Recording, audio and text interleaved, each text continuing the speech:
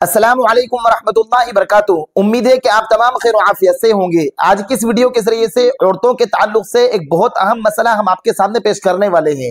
वो मसला ये है कि क्या औरत बैठकर नमाज पढ़ सकती है, कौन सी नमाज औरत बैठकर पढ़ सकती है जिसकी शरीयत ने उसको इजाजत दी है, और कौन सी नमाज औरत बैठकर नहीं पढ़ सकती है। वो तमाम तफसील आज की इस वीडियो के जरिए से हम आपको बतलाने वाले हैं। और किस उज्र की बिना पर बाज औरतों को घुटने पर बहुत ज्यादा दर्द होता है, तो किस उज्र की बिना पर औरत फर्ज नमाज बैठकर पढ़ सकती है, सुन्नत पढ़ सकती है, नफल से पढ़ सकती है, कौन सी नमाज बैठकर पढ़ सकती है और कौन सी नमाज खड़े होकर पढ़ना चाहिए। ये तमाम तफसील आज की इस वीडियो के जरिए से हम आपको तफसील से बतलाने वाले हैं। दूसरा मसला भी औरतों के ताल्लुक से कि जो औरत हामिला हो, प्रेग्नेंट हो और आखिरी अय्याम चल रहे हो, आखिरी महीना चल रहा हो, जिसकी वजह से वो खड़े होकर नमाज नहीं पढ़ सकती है, तो क्या ऐसी औरत बैठकर नमाज पढ़ सकती है या नहीं पढ़ सकती है। और एक और मसला जो बहुत अहम मसला है कि बाज औरतें जो प्रेग्नेंट होती है, हमल से होती है, वो इस तरीके से नमाज पढ़ती है कि उनकी नमाज बिल्कुल नहीं होती है, बल्कि उनकी नमाज कबूल ही नहीं होती है। तो वो कौन सी किस तरीके से पढ़ती है वो भी आगे तफसील से हम आपको बतलाने वाले हैं। बस आपसे दरखास्त ये है कि आप हमारी इस वीडियो को आखिर तक देखें, और आपको अगर हमारी ये वीडियो अच्छी लगे तो आप दूसरों के पास जरूर शेयर करें।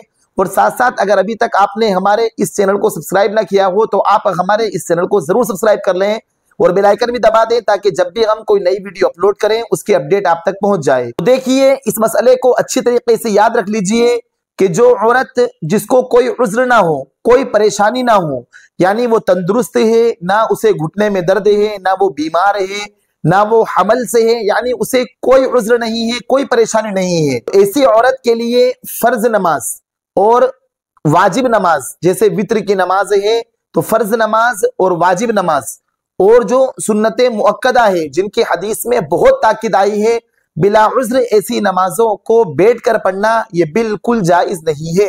हम इस मसले को अच्छी तरीके से याद रख लें, अच्छी तरीके से जहन नशीन कर लें। और खास तौर पर अगर फर्ज नमाज और वाजिब नमाज को ऐसी औरत ने जिसे कोई परेशानी नहीं है, कोई प्रॉब्लम नहीं है, ना घुटने में दर्द है, ना वो बीमार है, ना वो हमल से है कि जिसकी वजह से खड़ा होना उसके लिए दुश्वार हो, अगर वो फर्ज नमाज को और वित्र की नमाज, वाजिब नमाज को अगर वो बैठ कर पढ़ेगी तो उनकी नमाज ही नहीं होगी।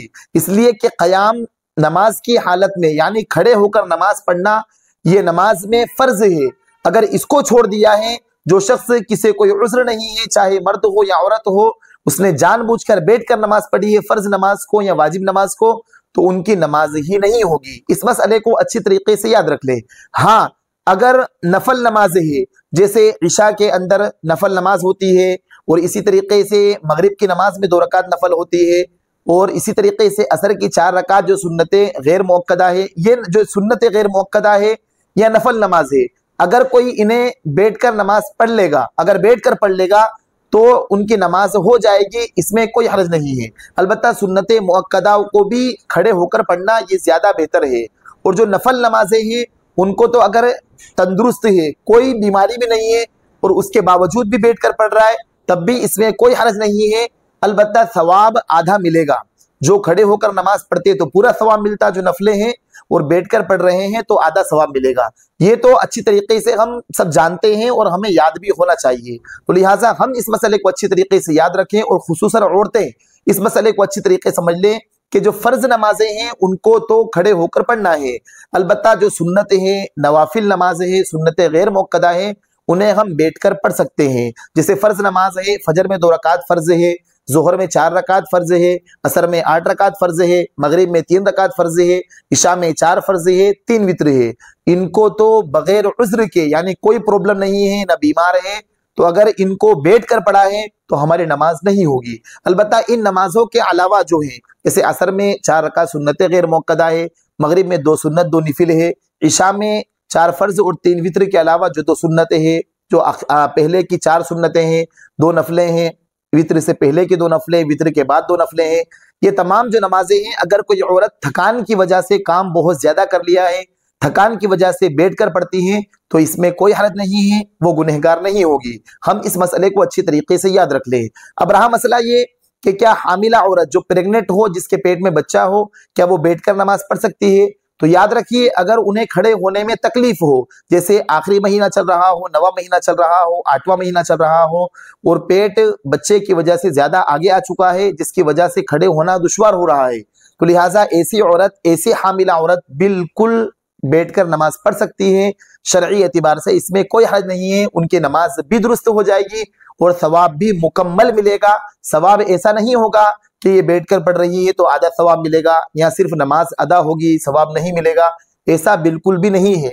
शरई उज़्र की वजह से अगर कोई बैठकर नमाज पढ़ रहा है, चाहे बीमार है या फिर घुटनों में दर्द हो रहा है या फिर इसी तरीके से हामिला जो औरत है, अगर उसे खड़े होने में तकलीफ हो तो बैठकर नमाज पढ़ेगी, तो अल्लाह की दात से कवी उम्मीद है कि इंशाअल्लाह ताला उन्हें मुकम्मल सवाब मिलेगा।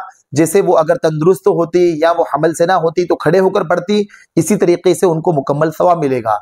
अब बाज़ औरतें हमल की हालत में इस तरह नमाज पढ़ती है, ऐसी गलती करती है कि जिससे उनकी नमाज ही नहीं होती। वो ये गलती करती है कि तकिए को आगे रख लेती हैं और तकिए के ऊपर सजदा करती है। तो याद रखिए, इस तरीके से अगर किसी हामिला प्रेग्नेंट औरत ने नमाज पढ़ी है कि उसने सजदा जमीन पर नहीं टिकाया है, सर को, पेशानी को जमीन पर नहीं टिकाया है, बल्कि उसने तकिए पर सजदा किया है, तो उसकी नमाज बिल्कुल नहीं होगी, इसलिए कि सजदा नमाज के अंदर फर्ज है। वो जाहिर सी बात है, सजदा कहते हैं जमीन, जो पेशानी है उसको जमीन पर रखना, जिससे जमीन की सख्ती महसूस हो। तो लिहाजा इस तरह सजदा करने से औरत की बिल्कुल नमाज नहीं होगी। जो प्रेग्नेंट औरत है वो इस मसले को अच्छी तरीके से समझ ले। तो अब बाज़ औरतें ये कहती है कि पेट ज्यादा बाहर आने की वजह से सजदा मुकम्मल नहीं हो पाता है, जमीन पर नहीं रख पाते हैं, तो फिर आप देखिए, आप इशारे से सजदा कर सकती हैं कि इशारे से सजदा इस तरह करें कि आप हाथों को लंबा कर लें, हाथों को लंबा करने के बाद थोड़ा सा सर को हम झुका लें, ज्यादा झुका लें, जैसे हम रुकू में झुकाते हैं उससे ज्यादा बैठकर जो हम नमाज पढ़ते हैं तो सजदे में ज्यादा झुका लें। लेकिन तकिए पर सजदा किया है तो नमाज नहीं होगी। अलबत्ता हमने झुकाकर थोड़ा सर को झुका लिया तो फिर ये हमारी नमाज बिल्कुल सही हो जाएगी, इसमें कोई हर्ज नहीं है। औरतें इस मसले को अच्छी तरीके से याद रखें, ये एक ऐसा मसला है जिसमें अक्सर औरतें नहीं जानती है। बहुत सारी औरतें तकिए पर सजदा करती है जिसकी वजह से उनकी नमाज नहीं होती है। तो इस मसले को भी अच्छी तरीके से याद रख लें। तो उम्मीद है कि आप इस मसले को भी अच्छी तरीके से समझ गए होंगे। और ये जो तमाम तहकीक हमने आपके सामने पेश की है, ये मुख्तलिफ किताबों से लेकर हमने आपके सामने पेश की है। अब एक और मसला ये होता है कि बाज़ औरतें कुर्सी पर बैठकर नमाज पढ़ती है, जिन्हें घुटनों में दर्द होता है या फिर प्रेग्नेंट औरत होती है वो कुर्सी पर बैठकर नमाज पढ़ती है। तो इस मसले को अच्छी तरीके से याद रख लें कि कुर्सी पर नमाज पढ़ना किसके लिए जायज है और किसके लिए जायज नहीं है। तो देखिए, जो औरत किसी भी कंडीशन में किसी भी तरह वो जमीन पर बैठ सकती हो, जमीन पर बैठने की कुदरत रखती हो, ऐसी औरत के लिए कुर्सी पर बैठकर नमाज पढ़ना बिल्कुल भी जायज नहीं है। हम अच्छी तरीके से याद रख लें, क़याम नमाज की हालत में फर्ज है। अगर हम खड़े होकर नमाज नहीं पढ़ेंगे तो बैठकर नमाज पढ़ लें, लेकिन कुर्सी पर नमाज ना पढ़ें, इसलिए कि कुर्सी पर नमाज पढ़ना आप सल्लल्लाहु अलैहि वसल्लम के जमाने से बिल्कुल साबित नहीं है। तो लिहाजा अगर कोई उज़्र है तो हम जमीन पर बैठकर नमाज पढ़ लें, लेकिन कुर्सी पर नमाज ना पढ़ें। हमारे मुआशरे में ये मसला बहुत गलत फैल रहा है कि छोटे मोटे उज़्र की बिना पर भी कुर्सी पर नमाज पढ़ती है। तो याद रखिए, अगर हमल से हैं तब भी वो नीचे जमीन पर बैठकर नमाज पढ़े, वो कुर्सी पर बैठकर नमाज ना पढ़े। हम इस मसले को अच्छी तरीके से याद रख ले। या घुटने में दर्द हो तो हम चाहे पैरों को कुशादा करके, लंबा करके किबले की तरफ कर ले तब भी जायज है। आलती पालती मानकर हम नमाज पढ़ें तब भी जायज है, यानी इस तरीके से हम बैठे, आलती पालती मानकर बैठे, या फिर हम दोनों पैरों को लंबा कर ले, जिस तरह बैठना चाहें जमीन पर बैठकर नमाज पढ़ें, ये बिल्कुल जायज है। लेकिन कुर्सी पर नमाज हरगिज ना पढ़ें। हम इस मसले को भी अच्छी तरीके से याद रख लें। तो उम्मीद है कि आप तमाम मसाइल को अच्छी तरीके से समझ गए होंगे। अगर आपको ये हमारी वीडियो अच्छी लगी हो तो आप उनके पास जिनको ये मसाइल याद नहीं है उनके पास हमारी इस वीडियो को जरूर शेयर करें।